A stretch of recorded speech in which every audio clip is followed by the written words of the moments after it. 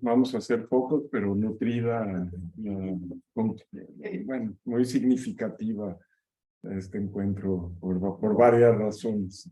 Y en México tenemos un par de personas que nos están escuchando. Un muy buen amigo mío de Jalapa, profesor de la Universidad Veracruzana. Hola Ale, aquí estamos. Buenos Entonces, días, buenas tardes.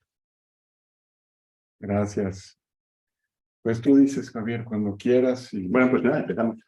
Aquí estamos en familia absolutamente. Un poco la estructura que habíamos pensado era que hablábamos un poco, yo hacía una pequeña introducción, 10 minutos tranquilos, seré muy breve, y luego Sergio habla unos... ¿Se nos oye bien? ¿Se oye bien? Sí.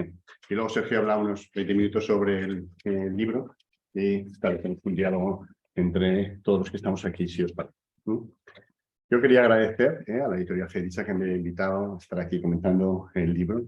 No nos conocíamos, la verdad es que ha sido un placer conocerte personalmente y leer el libro. El libro me parece muy interesante, ya lo hemos comentado, ¿verdad? Que es un libro muy nutritivo para todos. Este mindfulness, si practicamos, hasta si tenemos interés en temas psicológicos, etc.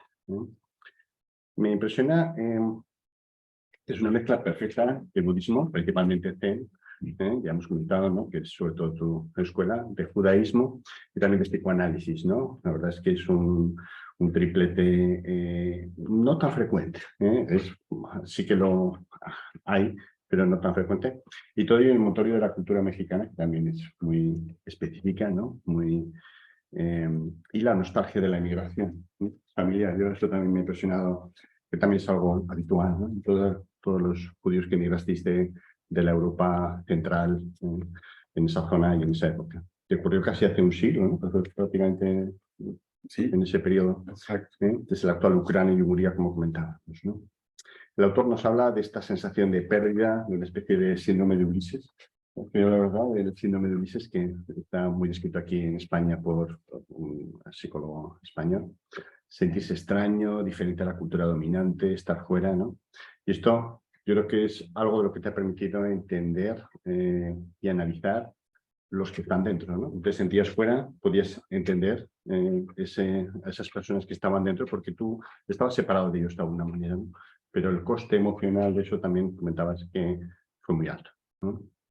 También comentas que de joven estabas siempre triste, ¿no? Como con una carencia de alguna forma. Supongo que gran parte de lo que has conseguido y buscado en tu vida tenía como motor este sentimiento, ¿no? Esa búsqueda ese sufrimiento que te permite buscar algo más, ¿no? Darte cuenta de que había algo más que perseguir, ¿no? Y también yo creo que ese sufrimiento es lo que te permite tener la gran empatía que has podido desarrollar, ¿no?, a lo largo de la vida con la gente a la que ayudas, gente que sufre, ¿no? Esa empatía por el sufrimiento del ser humano. Y de ahí surge ese compromiso de ayudar a otros, ¿no? Y supongo que eso es lo que te decide a hacerte terapeuta, psicoanalista, terapeuta general, que enlaza con el voto de Bodhisattva, típico del budismo, pero también, y eso no lo conocía tanto, yo la verdad es que he aprendido mucho en el libro de aspectos del judaísmo, una tradición que siempre me ha interesado, pero que algunas de las cosas que comentas me ha permitido profundizar, ¿no? Ese voto de reparar los desarreglos del mundo, ¿no?, que tiene de alguna manera en el judaísmo que correlaciona, ¿no?, con ese voto de Bodhisattva. Por otra parte, tu formación, igual que tu biografía, también es fascinante. Es un caleidoscopio de influencias, pero vienes de una familia de psicoanalistas, eso claro, da carácter, ¿no? Me imagino que tienes que estar en casa, ¿no?, con padres psicoanalistas.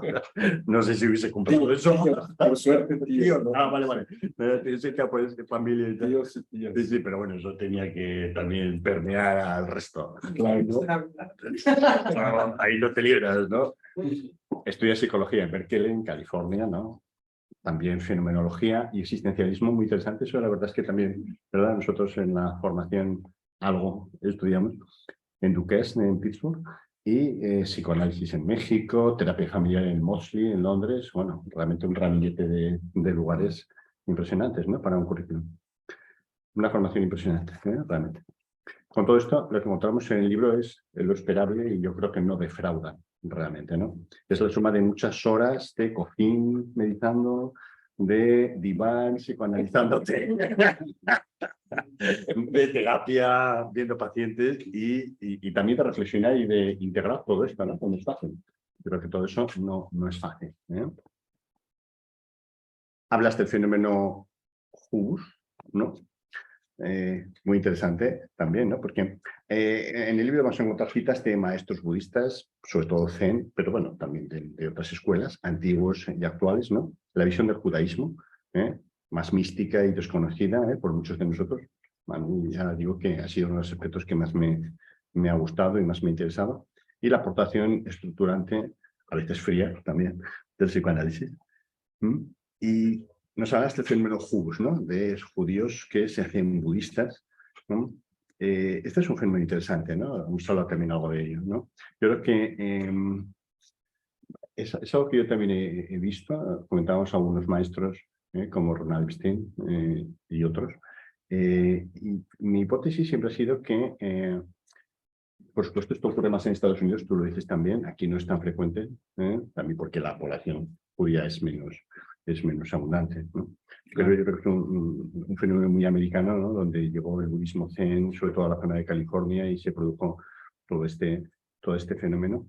Yo creo que la causa sería eso, ¿no? La pertenencia a una religión que es revelada, que en este momento es más difícil de mantener una religión revelada, son abramánicas, los monoteístas, ¿no? En un mundo tan científico como el que vivimos, ¿no? En un grupo étnico de gran inteligencia, ¿no? Como son los judíos. Yo creo que ya sabéis que el ratio de premios Nobel que tienen los judíos es el más alto del mundo, ¿no? Eso es un tema fascinante, ¿no? Que no está suficientemente explicado. Y yo creo que eso hace que te dirijas hacia una religión, una tradición contemplativa, que aparentemente es la más científica, por así decirlo, ¿no? Por lo menos la que menos choca, no diré la más científica, pero la que menos choca con la ciencia moderna, ¿no? Creo que es un fenómeno que nos ha podido pasar a mucha gente, ¿no? Y nos lleva a buscar una espiritualidad más racional, ¿no? Y más sostenible en un mundo tan cientifista como el que vivimos, ¿no? En nuestro entorno español y latino hay mucho crismus, ¿no? Cristianos unitarios.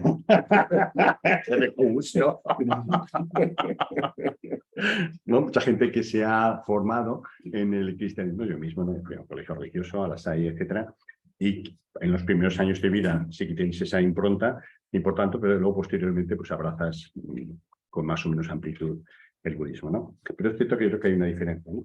Porque el cristianismo sería una religión, pero el judaísmo es algo más complejo, ¿no? Porque implica un grupo étnico, implica una visión del mundo, ¿eh? No solamente es una religión, ¿no? Una cultura. Es verdad que de forma más difusa, ¿no? Con esta persona, con Ronald Epstein, hablábamos, y con Robert Kiermaier también, te contaba. Kiermaier me formé con él, es un psiquiatra que es un experto en psicología transcultural, y yo estuve con él en la McGill, en Montreal, ¿no?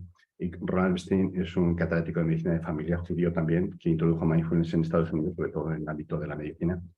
Y con ellos tenía bastante relación. Hablamos de qué es ser judío hoy en día. Y claro, es muy complejo. Porque claro, ser judío, que es profesar una religión, no exactamente, pero muchos no la profesan.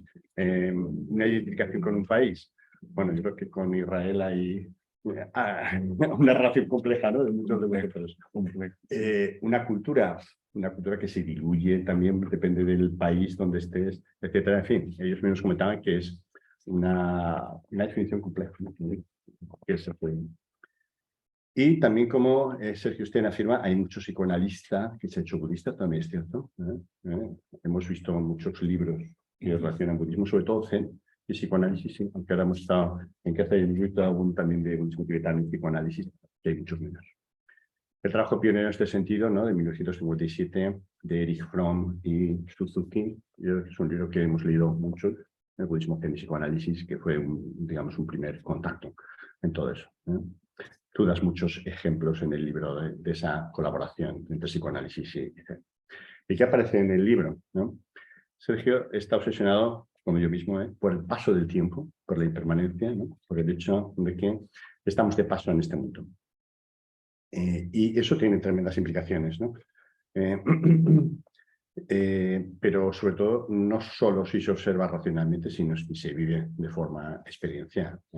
Como dice el propio autor, los judíos, por su historia, ¿no? Yo creo que habéis tenido siempre esa historia milenaria de persecución y habéis integrado muy claramente la idea de que solo estáis de paso y de que en cualquier momento pues tenéis que ir a cualquier otro sitio, ¿no? Y ese nomadismo geográfico conecta con el nomadismo espiritual, ¿no? La sensación de que estamos aquí de paso. El Dalai Lama dice lo mismo. Dice, somos huéspedes de este mundo durante unos años, un corto periodo de tiempo. Entonces, vale la pena ver qué es lo que hacemos durante ese corto periodo de tiempo. Nos insistes también en la no acumulación. Hablas de cómo un monje budista, es verdad, dentro de sus votos, tiene que mendigar la comida diariamente, generalmente lo hace por la mañana, y no puede acumular. Es decir, solo va a mendigar la comida que va a comer ese día antes de las 12, además, porque la tradición budista, si es estricta, es antes de las 12, hay que comerse la comida y no puede acumular, ¿no? Y eso, claro, obliga a vivir en el presente. Y esa tradición también, de alguna forma, ¿no? La correlaciones con el judaísmo, con el maná, ¿no? Ese alimento de Dios que tiene que ser, de alguna forma, consumido en ese mismo día, porque si no, se estropearía. Eso te lleva al presente necesariamente, porque de alguna forma la acumulación sería el miedo al futuro, ¿no? Sería una forma de depender del futuro, de no estar en el presente, ¿no? Es muy interesante esa visión. También hablas de la importancia de los Kalyana Mitra, ¿no? De los amigos espirituales. Eso en la tradición budista se habla efectivamente, ¿no? Cuando Ananda, el discípulo principal, ¿no? De Buda, le pregunta si los amigos espirituales son la mitad, ¿no? De la vida espiritual. Buda le dice, no, no son la mitad, son la totalidad de la vida espiritual, ¿no? Este es un momento fascinante, de la vida de Buda. Nos alertas también del bypass espiritual, algo muy frecuente, creo que es algo que está ocurriendo mucho hoy en día. Es decir, se utiliza la espiritualidad para no llegar al conocimiento de lo mismo, ¿no? Para no llegar al fondo del problema, para no experimentar de alguna forma el sufrimiento o la parte oscura, o como se le quiera llamar, ¿no? Y citas al filósofo surcoreano Byung-Chul Han, que está muy de moda en este momento, ¿no? Yo creo que es un poco el filósofo de cabecera de toda la sociedad occidental actual, ¿no? Muy conocido por su crítica a la visión comunista, perdón, a la visión consumista de la sociedad actual. Y dices, ¿no? Que el cielo actual está lleno de objetos y la práctica espiritual es una mercancía más que se vende, es verdad, ¿no? En la sociedad de consumo. Esto en mindfulness también se ha descrito, ¿no? Y se describe como mindfulness, ¿no? Una corriente, sí, mindfulness. Sí. Una corriente, pues eso, de la utilización consumista, materialista de la espiritualidad, ¿no?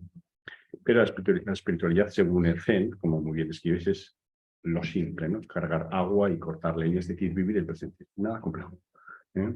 Es el instante presente, ya sea agradable o desagradable. Esa es la dificultad, ¿no? Porque mucha gente dice, sí, sí, el instante presente, pero si es agradable, si es desagradable, hay que huir. Pero ¿a dónde huiríamos? No hay sitio donde ir, ¿no? Es decir, no puedes huir del presente. Estar vivo es un milagro, ¿no? Y lo difícil es darse cuenta de ese milagro y apreciarlo. Y para terminar, me ha gustado ese equilibrio de fuerzas que haces, ¿no? Entre budismo, psicoanálisis, judaísmo. Es muy interesante, ¿no? Dices que el psicoanálisis te salva del budismo, el budismo te salva del psicoanálisis, ambos te salvan del judaísmo, el judaísmo te salva de ambos. Y nada me salva de nada. Sí, sí, ahora te haré una pregunta final, ¿no? Pero yo creo que por resumir vale la pena, ¿no?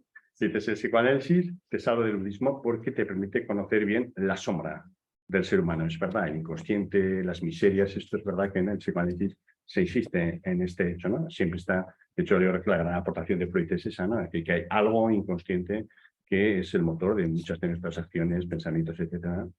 Y esto dices que te previene de las promesas falsas, de ese canto de sirenas, ¿no? De la espiritualidad, como que todo es perfecto, etcétera, y de la veneración excesiva a los maestros. Efectivamente, yo creo que ese es uno de los problemas que a veces ocurre en la espiritualidad. Pero también el budismo te protege del psicoanálisis, ¿no? Ya que el psicoanálisis es una disciplina muy rigidificada, de lo que son, no tenemos claro todos los que nos hemos formado, aunque sea parcialmente el psicoanálisis.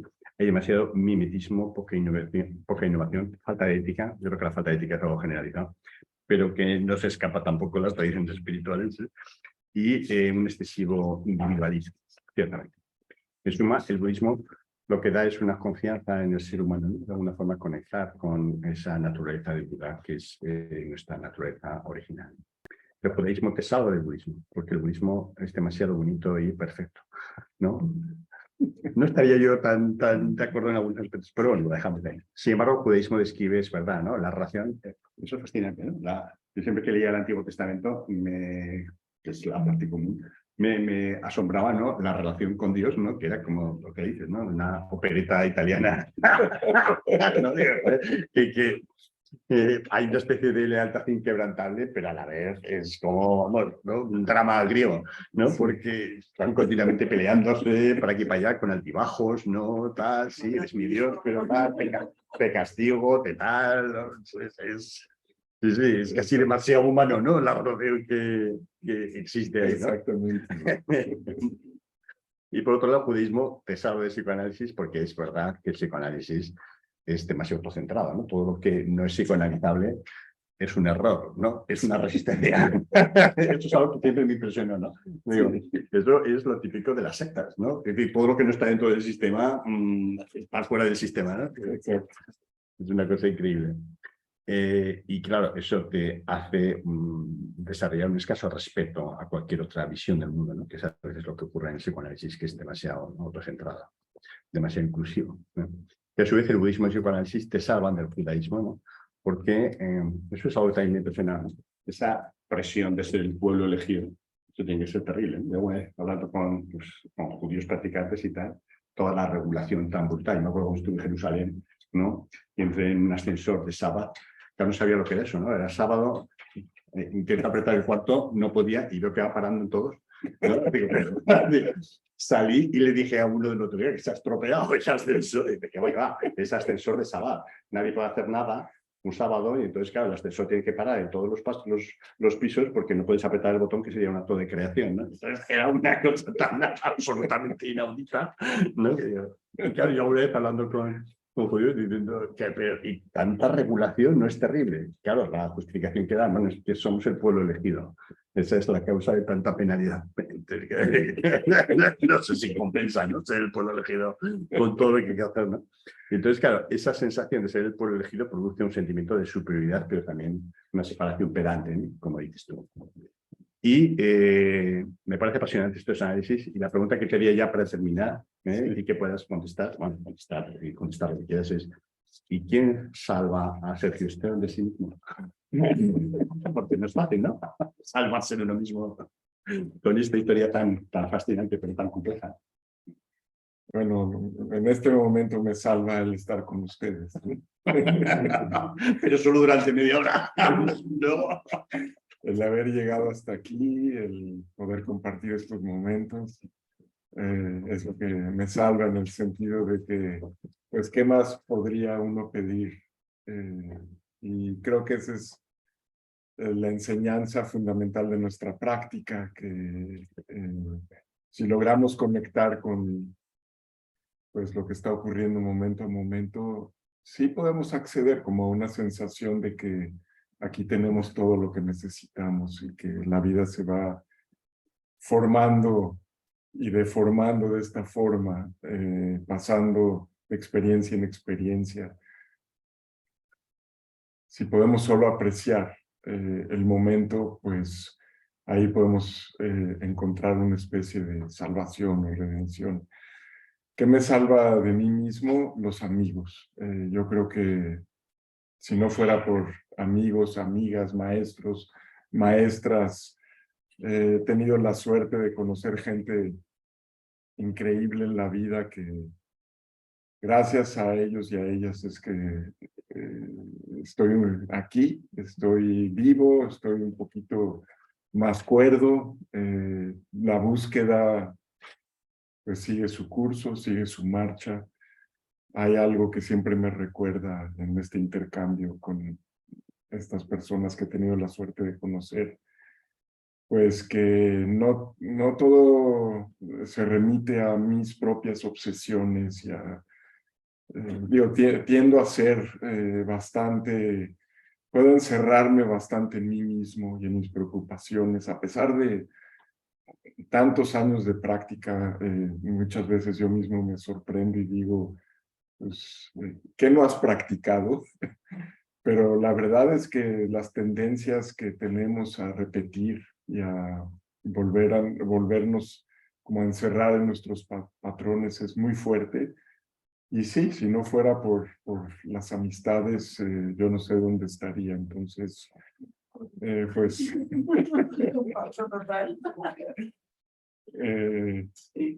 y también creo que un cierto nomadismo intelectual y espiritual es lo que me salva. Esta sensación hablabas de Odiseo, de Ulises, que finalmente sí retorna como a ese hogar. A Ítaca. Exacto. Pero en el judaísmo vivimos entre un paraíso perdido y una tierra prometida a la cual nunca se llega. Entonces hay una pequeña diferencia ahí en relación al periplo de Odiseo, en donde siempre estamos como buscando y nunca hay un lugar definitivo. Ahí sí creo que quizá la enseñanza del Buda se parece más, en el sentido de que este andar es interminable y pues también eso es lo que me salva, me parece, el nunca estar, digo, también tiene su parte difícil, pero nunca estar del todo convencido, nunca sentir que ya llegué como a una especie de verdad o de sistema cerrado, definitivo, esta no definitividad de la existencia, pues me atrae y me salva a lo mejor de no tomarme demasiado en serio, de no creérmela demasiado y de siempre conservar cierto sentido del humor y cierta sensación de que el camino sigue de forma impredecible, interminable. Entonces creo que eso es lo que me salva. Quizá un poco del humor judío también, en esta frase famosa de Groucho Marx, que decía que él jamás pertenecería a un club que tuviera a alguien como él como miembro.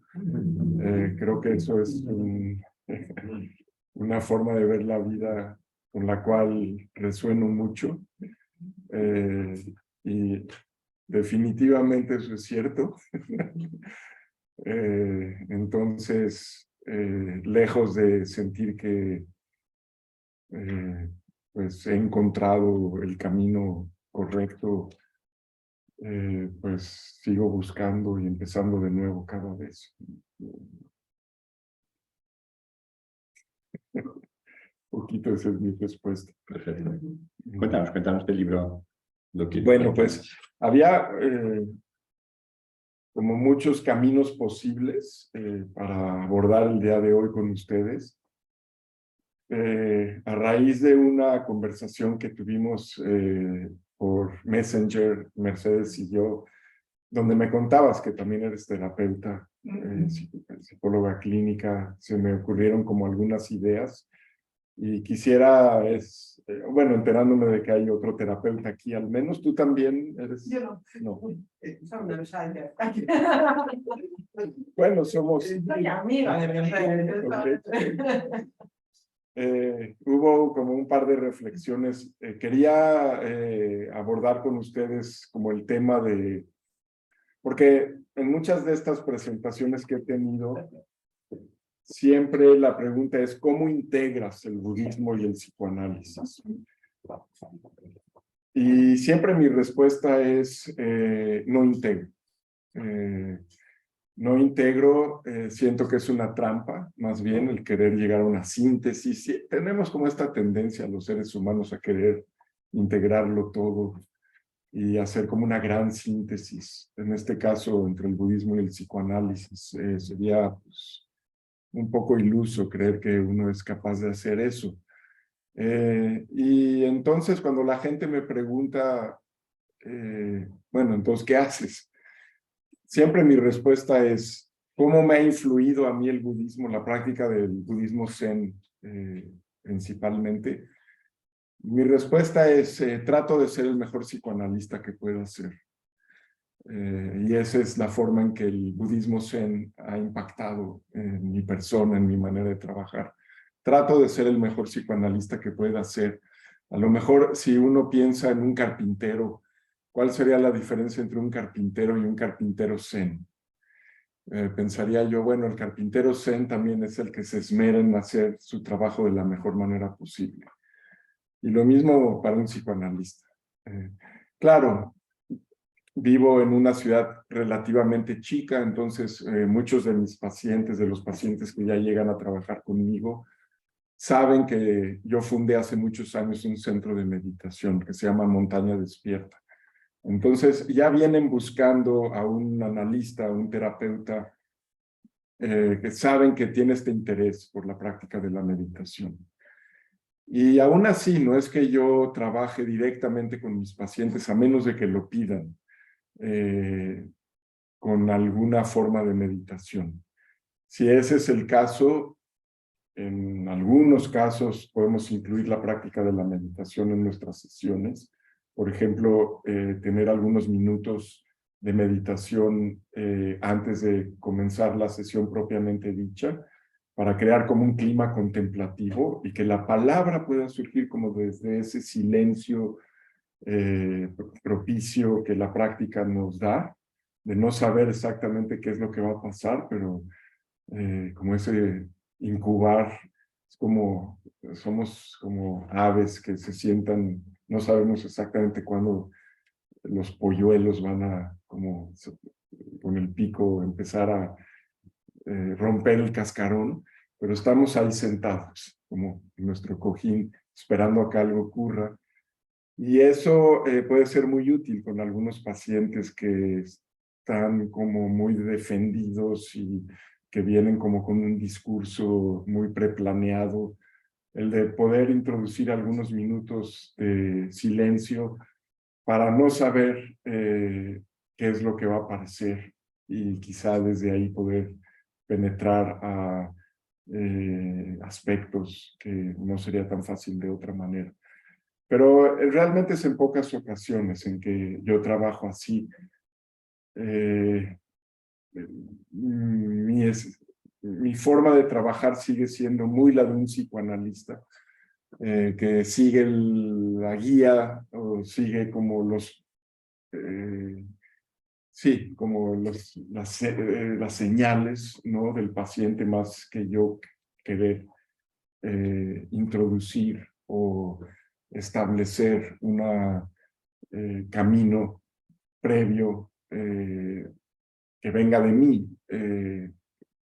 Siempre mi interés es ir un paso atrás y ver qué es lo que la persona que viene a trabajar conmigo propone.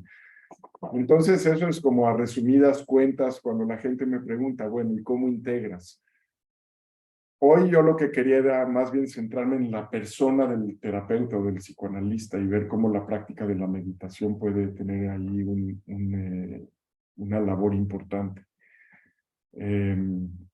Cómo nos ayuda a nosotros en nuestra labor diaria el tener también una práctica espiritual, como en este caso la práctica de la meditación budista.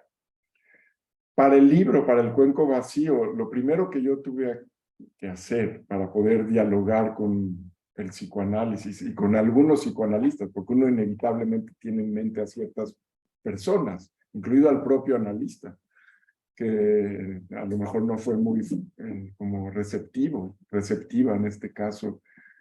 Tuve que hacer una larga labor de convencimiento de que esta era una relación importante en mi propio análisis. Claro, porque pues no es la costumbre, ¿no? Es muy nueva esta exploración. En el mundo anglosajón ha sido como mucho más estudiada, pero en el mundo hispanoparlante es muy nueva la investigación, la exploración de esta relación entre, en este caso, entre el budismo y el psicoanálisis. Pero digo, estamos hablando del psicoanálisis y la espiritualidad en general. Entonces, yo lo primero que me propuse es encontrar una definición relativamente satisfactoria de espiritualidad para el psico, que pueda ser apetecible para el psicoanálisis. Ya no digamos que haya así como una gran euforia, pero sí al menos asequible, apetecible, Y fue ahí que me topé con la definición que Michel Foucault hace del trabajo espiritual. Michel Foucault define el trabajo espiritual como el trabajo que hay que hacer con uno mismo para poder acceder a la verdad. Y esa es la definición de Michel Foucault, obviamente basándose en las tradiciones filosóficas de la antigua Grecia. El trabajo que hay que hacer con uno mismo para poder acceder a la verdad. Es decir, no hay un acceso a la verdad inmediato o de forma directa en el ser humano. Es a través de un trabajo necesario que hemos de hacer con nosotros. De ahí que el psicoanálisis puede insertarse perfectamente bien en esta definición. Y es lo que algunos psicoanalistas también han retomado esta definición de Michel Foucault para reconceptualizar incluso la función del psicoanálisis como una práctica espiritual a la vieja usanza, o sea, es decir, utilizando esta definición de las prácticas espirituales antiguas. Porque, bueno, en el psicoanálisis también estamos trabajando con nosotros para acceder, aquí podemos tener una discusión de muchas horas, ¿qué es esto de verdad? ¿No? Digamos que para el psicoanálisis sería la verdad de nuestras propias vidas, de esa singularidad que cada uno de nosotros somos. El trabajo del psicoanálisis se propone descubrir o ayudarnos a descubrir qué es esa verdad propia que venimos a expresar. Y en términos de la filosofía, no hablaríamos tanto de una verdad singular, aunque sí, también es como el camino hacia allá, pero estaríamos también planteando, cosa que no hace el psicoanálisis, una verdad más universal, es decir, en este caso, ¿qué lugar ocupamos? ¿Cuál es nuestro lugar en el cosmos? ¿No? ¿Cuál es ese lugar que hemos de ocupar como seres humanos en relación a el gran esquema de las cosas? Esa sería la verdad en esta definición, la verdad última a la cual apuntaríamos. El psicoanálisis no tiene esa pretensión. Se queda como más de este lado, en donde si ya solo, o sea, si podemos lograr, si podemos accesar o acceder a la verdad de mi singularidad, o sea, quién soy yo en este mundo con lo que recibí, con todo esto que uno recibe, pero que también ha de hacer suyo, resignificarlo, y de ahí a lo mejor poder aportar algo de vuelta. Bueno, ese ya sería un objetivo suficientemente noble para nuestros propósitos, ¿sí? Ahora, era muy importante para mí, si no sentía que no iba a haber diálogo posible con psicoanalistas, con el psicoanálisis. Si yo adoptaba una definición, ahorita en México está circulando un libro que dice algo así como, se llama ¿Cómo vivir sin miedos? Obviamente esta no es una definición a la que un psicoanalista pudiera estar interesado, ¿no? Cómo vivir sin miedos, o si tomamos de forma estricta y literal lo que el Buda dijo. El propósito de la práctica es el fin del sufrimiento. Él dijo famosamente, yo solo enseño dos cosas, sufrimiento y fin del sufrimiento.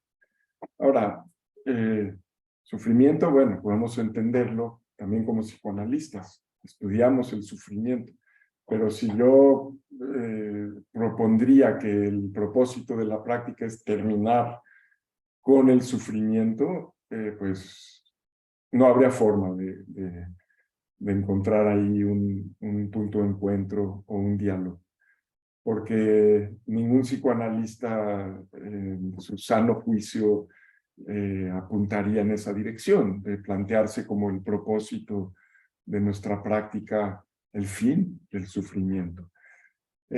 Cosa que resuena mucho conmigo, además, porque tampoco es lo que yo siento que la práctica me ha aportado, sino más bien cómo modificar nuestra relación con el sufrimiento, pero no plantear el fin del sufrimiento. Entonces, bueno, había que darle vueltas a estas preguntas y encontrar una definición de espiritualidad suficientemente satisfactoria. Creo que es una de las palabras más usadas y abusadas hoy en día. Y para entablar un diálogo serio con una postura psicoanalítica, pues lo primero que tenía que hacer era encontrar una definición asequible al psicoanálisis. Y afortunadamente, durante muchos años estudié a Michel Foucault, y ahí fue donde pude encontrar esta definición. El trabajo que hemos de hacer con nosotros mismos para poder acceder o accesar a la verdad de nuestras vidas o a una verdad mucho más amplia.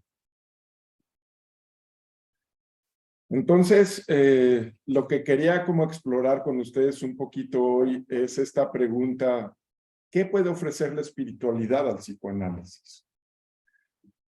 Y con esto no quisiera como remitirme únicamente al psicoanálisis. Obviamente estoy hablando de la psicoterapia en general. O sea, ¿qué puede ofrecer la espiritualidad al psicoanálisis, a la psicoterapia, a la persona del psicoanalista, a la persona del psicoterapeuta? Acuérdense que Freud, junto con Nietzsche y Marx, fueron los grandes hermeneutas de la sospecha. Es decir, todo lo que oliera a religiosidad, espiritualidad, pues era digno de sospecha. Con justa razón, además. Yo creo que esa postura no la debemos de perder, solo que siempre digo así, y lo digo así en el libro, esa postura describe perfectamente bien el 50% de la verdad. Y bueno, hay otro 50% que es el que queremos como explorar hoy en día. Pero esa postura siempre hay que conservarla de alguna forma, de sospechar, ¿no? De estos grandes sistemas que pueden enajenarnos y más que acercarnos como a esta verdad de la cual estamos hablando. Entonces, el quehacer del psicoanalista o el quehacer del psicoterapeuta, remitámonos a esa actividad diaria del psicoanalista, del psicoterapeuta, y ver ahí cómo es que una práctica espiritual puede ayudar en esa práctica cotidiana. En primer lugar, toda empresa psicoanalítica o psicoterapéutica es compleja, es desestabilizadora, es ardua, plantea una intensa demanda emocional a la persona del analista o del terapeuta, tanto emocional como intelectual. Porque todo el tiempo tenemos que estar descifrando comunicaciones inconscientes, empatizando con estados psíquicos muy complejos en las personas con las que trabajamos, y estamos tratando de comprender patrones muy intrincados de interacción interpersonal. Y en ocasiones nos ofrecemos para desplegar funciones emocionales en la vida de nuestros pacientes que son necesarias y que a lo mejor no han recibido en sus propias vidas. Entonces, todo esto es muy complejo. Lo resumiría con estas palabras: la salud mental del terapeuta siempre se pone en juego. Con cada paciente que recibimos en cada sesión, nuestra propia salud mental se está poniendo en juego. Y esto es algo de lo cual no se habla mucho, ¿sí? Pero esa es la verdad. Entonces, ese es el primer punto. Punto número 2. El analista pasa la mayor parte del día escuchando y empatizando con experiencias humanas que van desde lo perturbador hasta lo extraño. Constantemente estamos expuestos a experiencias en nuestros pacientes muy perturbadoras, muy extrañas. El común denominador de las personas que acuden con nosotros es que se encuentran en un profundo dolor emocional. y que son personas psicológicamente necesitadas. Por eso vienen con nosotros. Si sumamos a esto la dosis cotidiana de abuso, que todos los días escuchamos acerca de abuso de todo tipo, y toda una gama de sentimientos como rabia, envidia, seductividad, conflicto, confusión exacerbada, alienación, soledad y sufrimiento afectivo. Un analista bien puede atestiguar más sufrimiento psicológico en una semana que lo que una persona ordinaria enfrenta en todo un año. En una semana, en nuestra consulta, podemos estar en contacto con una dosis muy elevada de sufrimiento humano. La carga emocional que un analista lleva a cuestas es sumamente intensa. Entonces, decía el punto número 1, nuestra salud mental constantemente se pone en juego, se pone en jaque en nuestro trabajo. 2, la carga emocional que llevamos a cuestas es muy grande en nuestro trabajo cotidiano. El punto número 3, el ideal profesional y que favorece el entrenamiento que llevamos a cabo inhibe que en nuestra persona podamos reconocer ciertos estados afectivos, como el miedo, la tristeza, la intimidad que muchas veces experimentamos con nuestros pacientes, la alegría, los celos, ya sea que seamos amados u odiados, envidiados o idealizados por nuestros pacientes, nosotros hemos de permanecer atentos, benevolentes, persistentes, confiables y dedicados y no reactivos, ¿sí? Entonces, ¿qué hacemos con todos nuestros sentimientos, con todas nuestras emociones? El proceso que hacemos con nuestros pacientes está plagado de desilusiones y de decepciones periódicas, de dudas, de obstáculos, de tramos donde trabajamos y no se obtiene ningún resultado, donde no se observa ninguna mejoría. ¿Sí? Entonces, esto lo resumo así: la vulnerabilidad del analista es un tema, o sea, hay una vulnerabilidad en el terapeuta, en el analista, y es un tema poco estudiado y poco trabajado.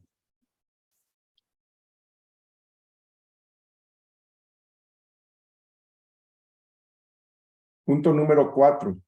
Los terapeutas tendemos a estar tan preocupados con los retos y tormentos de nuestros pacientes que solemos negar nuestra vida personal, nuestro propio bienestar. Lo hacemos a un lado. Nuestra función es servir, estar ahí para escuchar al otro, y muchas veces negamos nuestras propias necesidades emocionales. Trabajamos en un aislamiento continuo que puede conducir a la abnegación y al estrés. Las oportunidades para el intercambio social que existen en otros trabajos son mínimas. Yo puedo estar todo el día solo en mi consultorio, ¿sí? Y no interactuar con nadie durante el día. Las posibilidades para compartir se vuelven mínimas.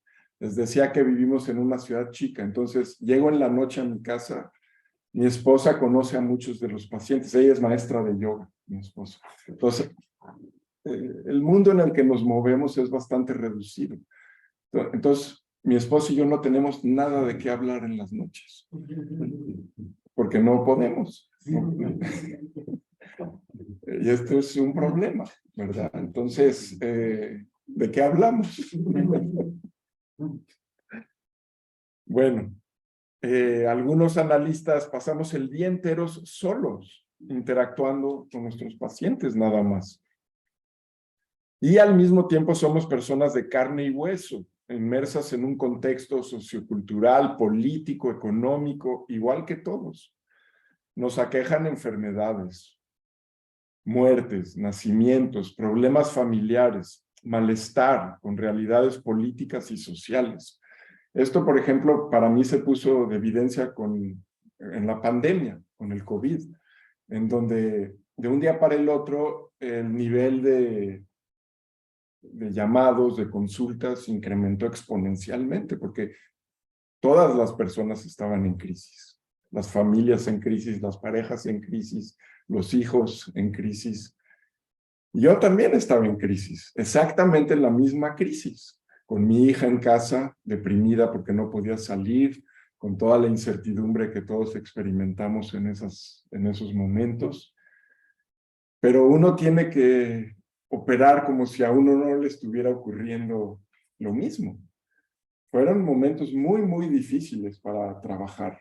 De ahí que cuando terminó la pandemia yo decidí tomar un año sabático, porque si no, no iba a poder seguir adelante. Pero eso es solo un ejemplo de lo que vivimos cotidianamente. Encima de todo, mucho de lo que motiva nuestra vocación es un deseo inconsciente de reparar el sufrimiento de nuestras figuras parentales y aliviar el sentimiento de culpa por haber fallado, porque a nuestras familias no las curamos. Entonces, el analista carga con ese sentimiento de culpa y también con esa consigna de tener que ser quien ponga en orden a su familia de origen. Y de ahí, bueno, es que viene este deseo, esta vocación también de ayudar a otras personas. Intentamos compulsivamente rescatar a otros para demostrar nuestra propia valía personal. Toda nuestra valía personal muchas veces se construye en ayudar a los demás y subsanar así la convicción interna de ser insuficientes. O sea, si no ayudamos, si no sentimos que le estamos ayudando a alguien, nos sentimos muy poca cosa. Pues bueno, les estoy describiendo como un panorama de todo aquello por lo cual pasamos todos los días. Si sumamos todo esto, el psicoanalista o el psicoterapeuta está particularmente expuesto al agotamiento, al vaciamiento emocional y al síndrome del burnout. Que no sé en español. Sí, bueno. Burnout, sí, exacto. 5. La naturaleza del entrenamiento, de la formación que tenemos, sobre todo los psicoanalistas, muchas veces engendra sometimiento e ideales perfeccionistas inalcanzables. Dificulta la comprensión de nosotros mismos que podemos tener como seres falibles. Yo en la formación me daba cuenta de esto, o sea, había que pretender que uno estaba bien siempre, si no, ¿quién iba a recomendarnos a un paciente? Si compartíamos pues nuestras vulnerabilidades o nuestra falibilidad, era casi como aparentar que éramos personas como muy enteras, porque así íbamos a ser más recomendados. Aprendemos desde muy pronto que es inconveniente y quizá política y económicamente peligroso aceptar momentos de debilidad. A su vez, los propios procesos de individuación y autenticidad no son bien aceptados por el establishment psicoanalítico. O sea, que uno, hablo de mí, haya tenido un interés por el budismo, por la meditación hace muchos años, no era bien visto en el ámbito de formación. Ahora un poco más, pero en el Instituto de Formación, en la Asociación Psicoanalítica Mexicana, en donde me formé, yo tenía que ocultar todo este interés. Es más, de broma muchas veces digo que con el cuenco vacío salí del closet. ¿Sí? Pero esto es cierto. O sea, sobre todo este tipo de intereses, por lo espiritual, por lo religioso, siempre había que mantener todo esto muy bien escondido. ¿Sí? En la época de Freud ya había un psicoanalista interesado en el budismo y tenía que escribir con un seudónimo para no ser expulsado por la Sociedad Psicoanalítica de Viena. Entonces, esto ha sido la constante. Creo que es apenas de forma muy reciente en que esto empieza a cambiar. Entonces, el analista puede experimentar culpa o vergüenza por alejarse de los dictums que caracterizan a la escuela terapéutica a la que pertenece. Funcionamos como en base a una camisa de fuerza, que no nos deja ser auténticos y expresar nuestros múltiples intereses. Y esto puede ser agotador y conducir a una esterilidad creativa, al aburrimiento, ¿no? Y otra vez al burnout. En mi caso fueron muchos años como para que yo pudiera realmente darle cabida a mi manera de ser como psicoanalista. Y para eso me tuve que ir a vivir a una ciudad lejos de la Ciudad de México, ¿no? Donde están las instituciones psicoanalíticas. Aquí no sé cómo sea, pero tuve que irme a una ciudad pequeña donde nadie me iba a estar ahí como supervisando para poder ser quien soy. Entonces, el analista está expuesto a los retos propios de su formación y deformación, obviamente, porque todo esto nos forma y nos deforma profesional, nuestra deformación profesional. Entonces, bueno, esto es como un pequeño resumen de todo aquello con lo cual cargamos, ¿no? Hablo del psicoanalista en particular, pero creo que como psicoterapeutas también podemos identificarnos con muchas de estas cosas. Por supuesto que Freud estaba consciente de la inevitabilidad de la contratransferencia y la necesidad de una higiene mental continua. Entonces, él recomendó, aparte del análisis personal, que los analistas regresaran a análisis cada 5 años. ¿Sí? Y por supuesto, el famoso tripié de la formación, que son las supervisiones, el estudio y el análisis personal, ¿no? Que esto tiene que durar toda la vida. Eso es lo que los psicoanalistas, el mismo Freud, recomendaba. Pero la pregunta otra vez es, ¿hay algo que la espiritualidad puede aportar en todo esto que yo acabo de enumerar? En el trabajo profesional y a la persona del terapeuta, ¿hay algo particular de una práctica espiritual que nos pueda ayudar con todo esto? Y estas son como mis conclusiones. La meditación favorece la escucha. Y esto es lo que yo he observado. Y volviendo a esta pregunta, ¿cómo integras? Siempre mi respuesta tiende a ser ¿qué ha pasado en mí? Más que qué hago yo con mis pacientes, como decía. Sino a esa pregunta, ¿cómo integras el budismo y el psicoanálisis? Bueno, les puedo contestar qué ha pasado en mí en estos últimos 30 años, en que he practicado la meditación budista y he ejercido como psicoanalista. La meditación favorece la escucha. Facilita el acceso a material inconsciente y a una gama amplia de fenómenos mentales y físicos, volviéndonos más receptivos. O sea, los que hemos practicado la meditación sabemos que lo que nos enseña la atención plena, es a estar en contacto con lo que sea que esté ocurriendo momento a momento. Nuestros pensamientos, nuestros sentimientos, nuestras fantasías, imágenes y sensaciones corporales. O sea, estamos realmente cultivando a través de la práctica de la meditación esta capacidad de conectar con toda esta gama de fenómenos y en ese sentido puede ser muy útil la práctica de la meditación.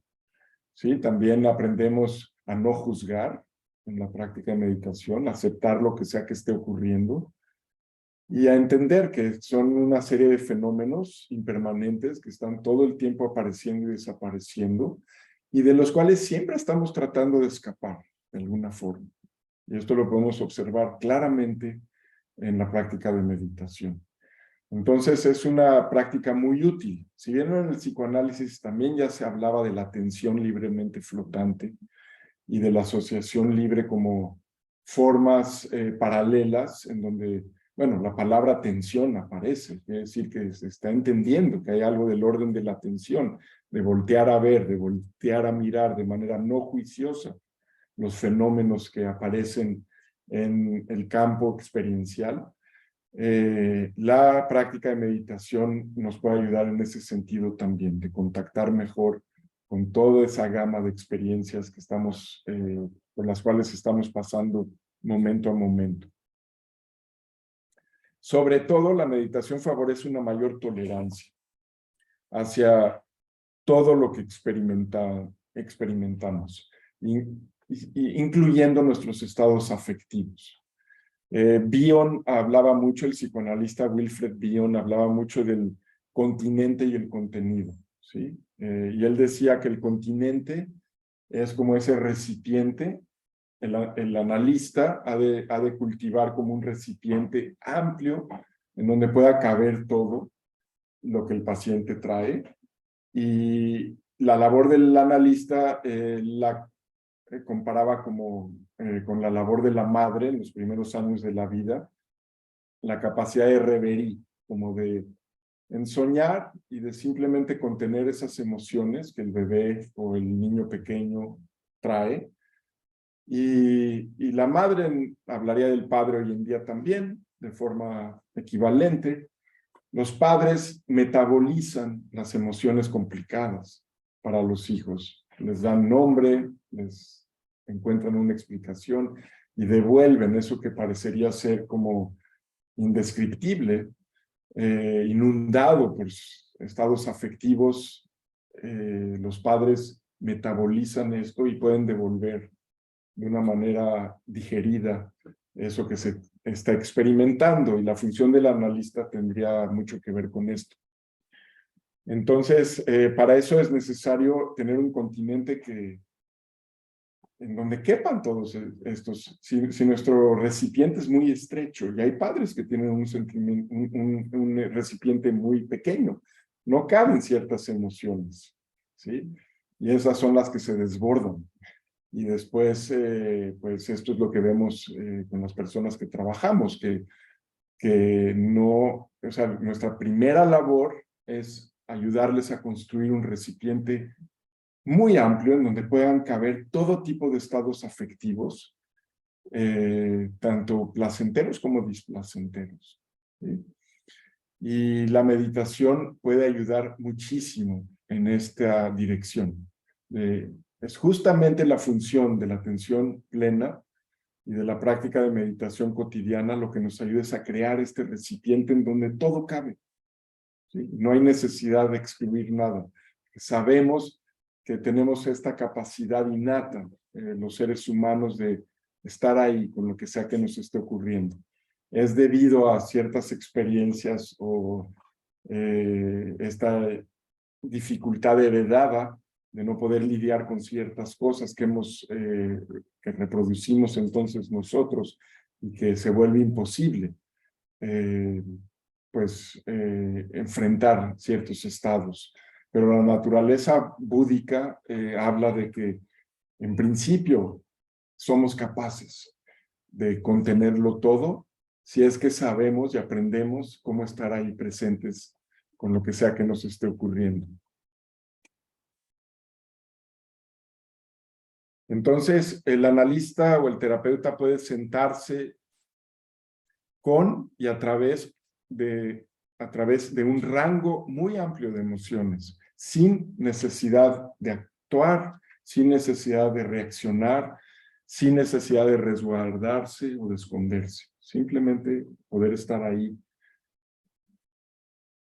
Aprendemos a sentarnos, ¿no? Sazen, esta palabra que se traduce como meditación, en realidad es errónea.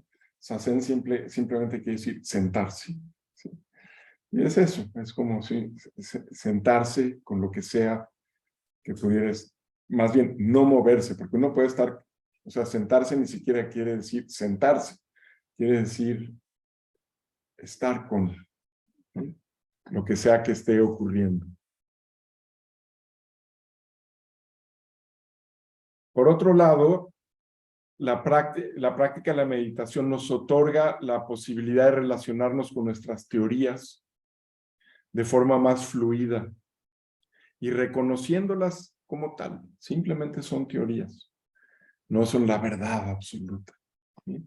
El budismo creo que nos enseña mucho a entender que nuestro sufrimiento es producto de las opiniones que tenemos acerca de las cosas. Estamos enfermos de opiniones, los seres humanos.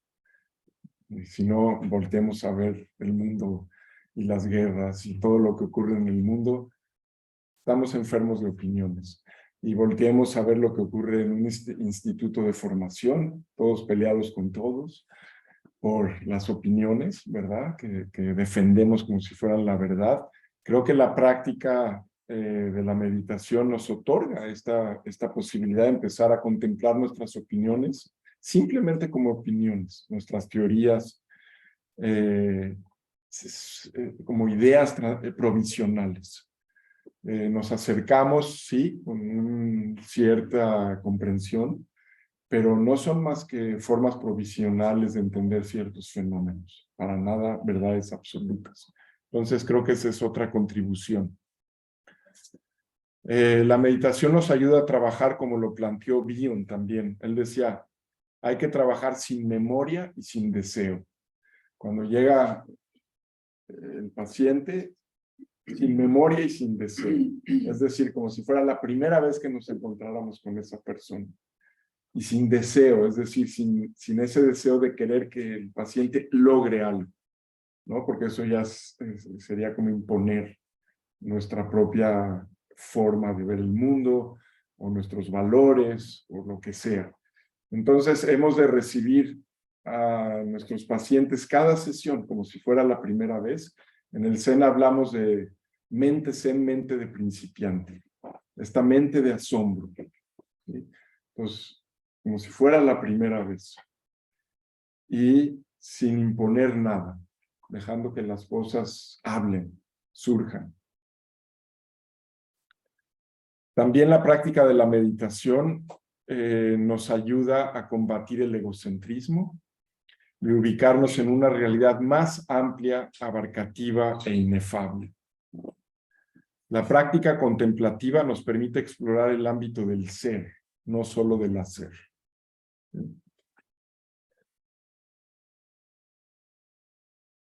Entonces, en conclusión, creo que tener una perspectiva espiritual en nuestra práctica como terapeutas o como psicoanalistas nos permite que sea la que sea la práctica terapéutica que estemos ejerciendo, que esa práctica se convierta en una verdadera puerta del Dharma, o sea, lo que llamamos en el budismo, nuestro trabajo es una puerta del Dharma, no es solo nuestro trabajo, es verdaderamente ese vehículo que nos permite conectar con las verdades más profundas de la existencia.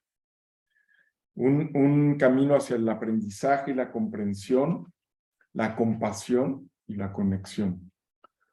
¿Por qué no? También con el júbilo y la alegría que brinda el poder trabajar con el sufrimiento de otros seres humanos y con el sufrimiento propio. Entonces, el tener una perspectiva espiritual, para terminar, hace que podamos encarar nuestra profesión desde este punto de vista, como una verdadera puerta del Dharma y no solamente como un quehacer con el cual hemos de cumplir y nada más, ¿sí? Entonces, bueno, estas eran como las ideas que yo quería compartir con ustedes hoy. Y si quieren, podemos abrir un poquito el diálogo a preguntas, ya sea en relación a esto, o al libro, o a cualquier otra cosa que se les ocurra. Con mucho gusto.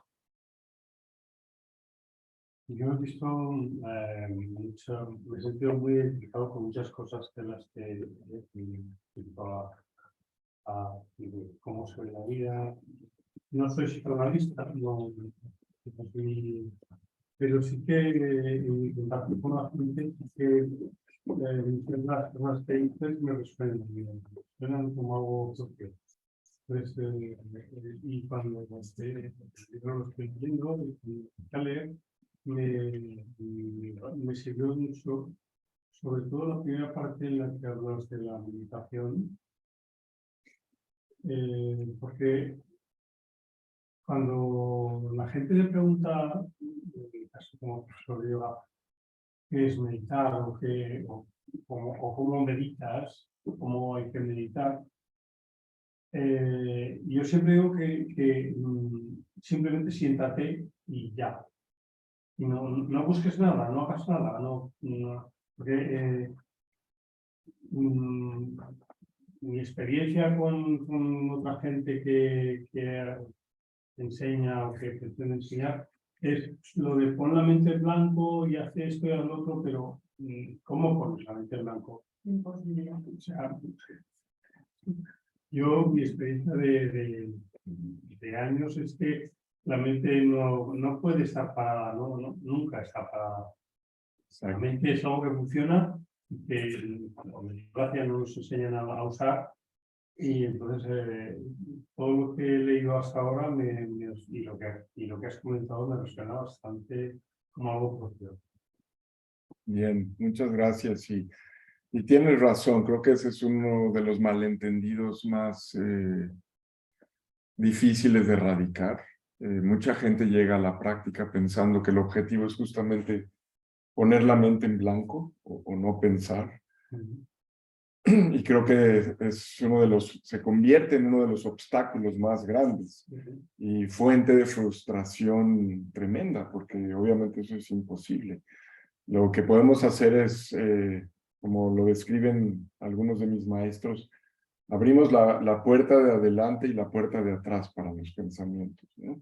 Permitimos que entren y también que se vayan, y empezamos a observar a los pensamientos desde otro lugar, desde un lugar en donde logramos, aunque sea por momentos, no identificarnos con el contenido justamente de los pensamientos, que es lo que normalmente hacemos. Estamos tan identificados con el contenido de los pensamientos que les creemos a nuestros pensamientos. Y si les terminamos creyendo a nuestros pensamientos todo, estamos en serios problemas, ¿sí?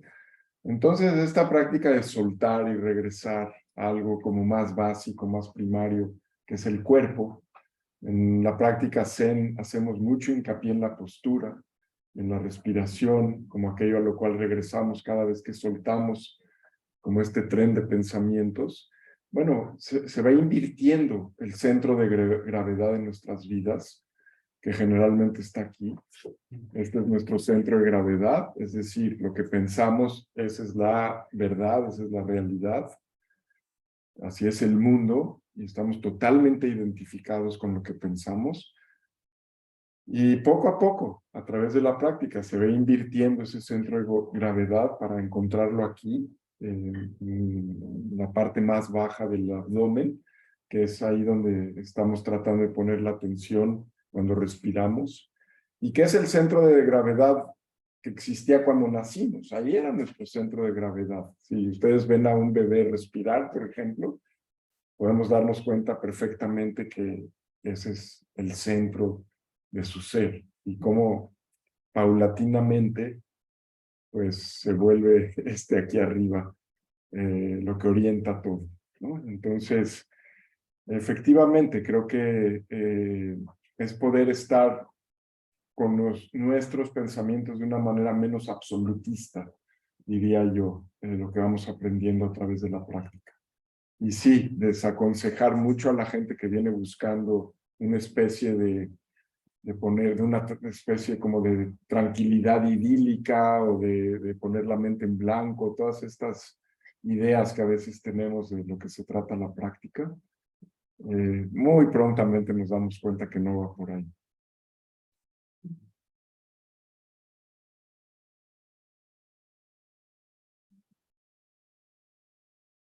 ¿Eh? ¿En serio? Y yo aquí muchas.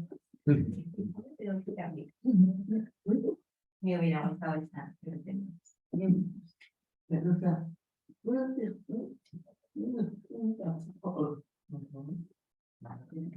Sí,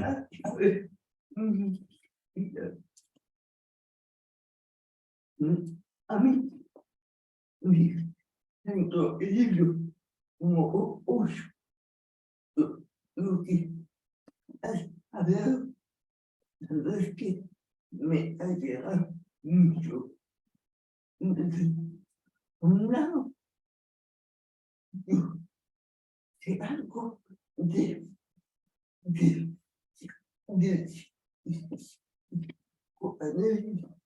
las caminando y lo veo muy espiritual. Es que las caminando nosotros también no nombrado a y a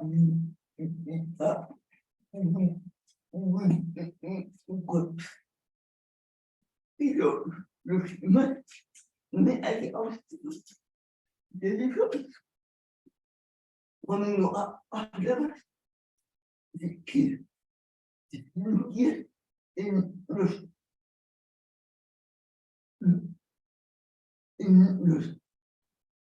márgenes. Porque había un momento de eso, por favor. sí. Sí, siempre me he sentido en los márgenes. Y creo que todo el libro es un intento de responder a esa pregunta. Es un trabajo, bueno, que he tenido que hacer toda la vida. Este sentimiento de no encajar, de no pertenecer. Como psicoanalista, por mi interés en el budismo o en alguna práctica espiritual que he sentido o me ha acompañado desde que yo era muy niño. Entonces, en estos entornos, en estos lugares de formación psicoanalítica, nunca sentí que encajé del todo. Obviamente con algunas personas, en algunos momentos sí, pero no en términos globales. Después, como judío, pues tampoco, porque mi interés en el budismo y mi reticencia a seguir los caminos convencionales de mi familia, de la sociedad en la que crecí, en donde nunca me sentí parte de, tuve que salir a buscar. En la Ciudad de México, en el norte de la ciudad vive toda la comunidad judía y en el sur viven los artistas, en el sur de la ciudad. Y yo cuando llegué a cierta edad me mudé al sur de la ciudad. Y así. Y después, como budista tampoco, porque esta veneración que a veces observamos hacia los maestros, o esta idea de que la práctica se trataría de eliminar el sufrimiento. A mí me han invitado muchas veces a enseñar a retiros. Y hay mucha gente que llega con esta idea, que en las entrevistas individuales que tengo con la gente que viene a practicar en los retiros, se sueltan a llorar y me dicen, pero llevo practicando muchos años y no he podido terminar con mi sufrimiento. ¿Qué estoy haciendo mal? Y más que estar haciendo algo mal, pues mi respuesta inevitablemente es, no se trata de erradicar el sufrimiento. Has estado practicando muy bien, porque estás muy en contacto con tu sufrimiento. Pero esto no es como muchos maestros budistas enseñan, al menos en México. No sé en otros lugares, pero en México sigue siendo muy dualista la práctica, ¿no? Y ha sido una frustración para mí. Entonces también me siento un poco como bicho raro en esos entornos con otros practicantes budistas. Entonces, la experiencia de mi vida también por los orígenes de los que hablaba Javier al principio, de familia de migrantes, familia, pues, que siempre ha estado como yendo de un lugar a otro, no encajando del todo en ninguna cultura, pero mientras estás allí contribuyendo. Me acabo de enterar que Zaragoza tenía una judería muy importante. Yo no sabía que Shlomo Ibn Gabirol y Yehuda Halevi y Ibn Pakuda, tres de los poetas más importantes dentro del judaísmo, vivieron aquí en Zaragoza, lo cual me hace sentir muy feliz de poder estar aquí. Pero bueno, es esta historia. Entonces, pues vivir en los márgenes, y también siento que trabajamos con personas que de alguna forma están en los márgenes. Y que nuestra labor como psicoanalistas no es normalizar a las personas con las que trabajamos, sino ayudarles a vivir en los márgenes más plenamente, más cabalmente, todavía más en los márgenes, más en el extremo, ¿no? Asumir eso, asumir esa singularidad o particularidad de su deseo. Y en eso creo que el psicoanálisis lacaniano tiene mucho que aportar. Este es quizá el tema de otro libro. Siento que hay un paralelismo muy importante entre la concepción lacaniana del deseo y las primeras dos nobles verdades en el budismo. ¿Sí?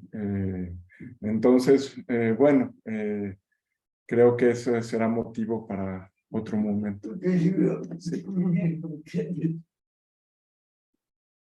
Muy bien, pues muchas gracias. Gracias, creo que ya quieren que nos vayamos. Les agradezco muchísimo. Gracias a Ale y las otras personas que están en México. Gracias por haber estado con nosotros desde lejos.